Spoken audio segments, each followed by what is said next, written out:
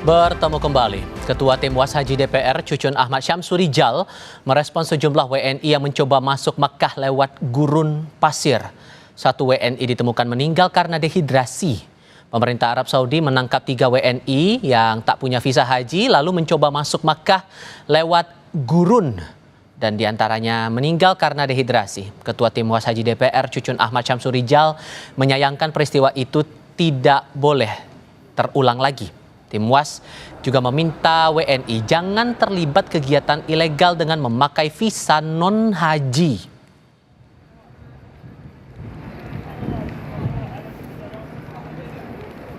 Ke depan tidak ada lagi siapapun menggunakan praktek-praktek yang ilegal, yang tidak sesuai dengan undang-undang, mau pakai visa apapun. Yang pasti pemerintah Indonesia harus betul-betul dari mulai awal berangkatnya di sana, imigrasi saya ingatkan.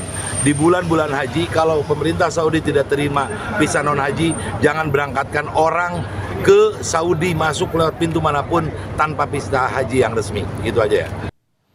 Saat ini lewat pukul 3 sore waktu Arab Saudi, kita tinjau persiapan jelang wukuf di Tanah Suci Makkah lewat laporan dari jurnalis Kompas TV Rahmat Ibrahim. Assalamualaikum Ibrahim, bisa cerita lebih banyak soal persiapan jelang wukuf terutama jelang lempar jumroh yang akan berlangsung jadi bagian dari puncak haji ini? Waalaikumsalam warahmatullahi wabarakatuh. Tifal Solesa dari Indonesia. Saat ini memang untuk jemaah haji dari Patuna jelang wukuf mereka mengisi kegiatan dengan memperbanyak beribadah seperti yang tengah dilakukan saat ini jelang waktu asar Arab Saudi. Jemaah akan menggelar sholat berjamaah.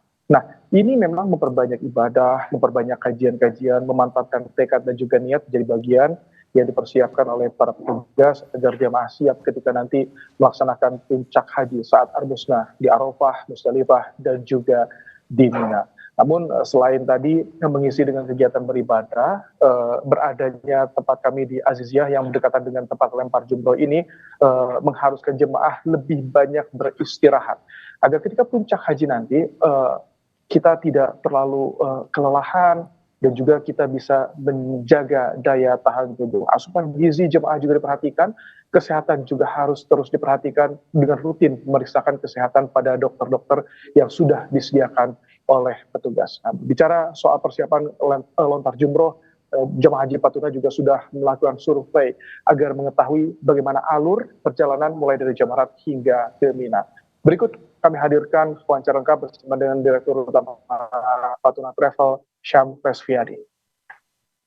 Apartemen ini adalah jalan Tarik Sidki namanya, di mana memang ini jalanan tembus ke kota Mina dari kota Aziziyah di bawah sana. Nah, mereka survei semua nanti di mana letak tenda-tenda mereka, bagaimana lokasi jumroh dan segala macam, biar nanti pada saat hari haji, hari-hari Arafah Mina, area-area Mina, tanggal 10, 11, 12, 13 Zulhijjah, mereka udah paham lokasi tempat melontar mereka dan tenda-tenda mereka di.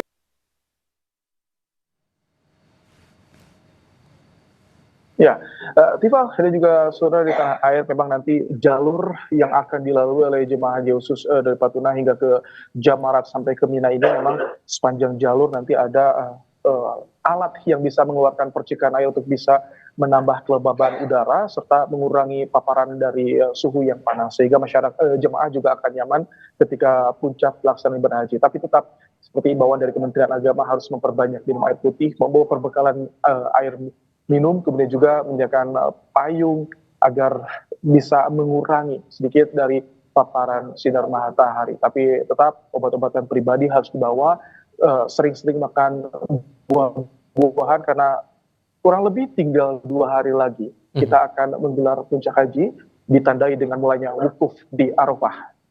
Membayangkan bahwa puncak haji akan berkumpul jamaah dari banyak negara dengan kondisi cuaca yang sangat terik, bahkan laporannya sampai 50 derajat Celcius di sana. Bentuk pendampingan ataupun arahan apa yang sering disampaikan kepada para jamaah ini sebelum menuju ke puncak haji, karena pasti kondisi kesehatan jadi concern di sini. Betul, Tifah. Jadi petugas haji itu mulai rutin mengingatkan pada jemaah, ayo yang memiliki gangguan kesehatan segera memeriksakan diri.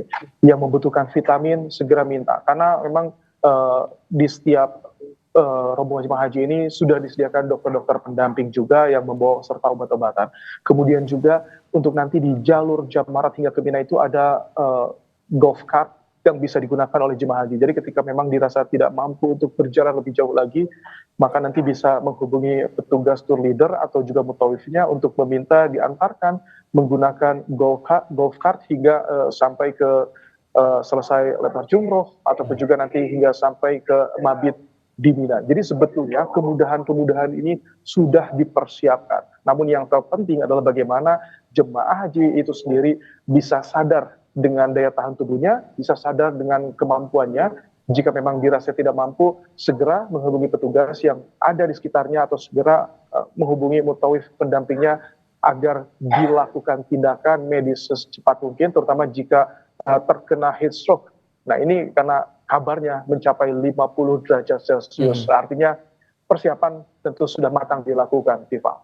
Saya harap Anda dan Yana Mulyana di sana dalam keadaan sehat selalu sampai puncak haji dan tuntas pelaksanaan haji di sana. Terima kasih Rahmat Ibrahim untuk laporan Anda. Assalamualaikum.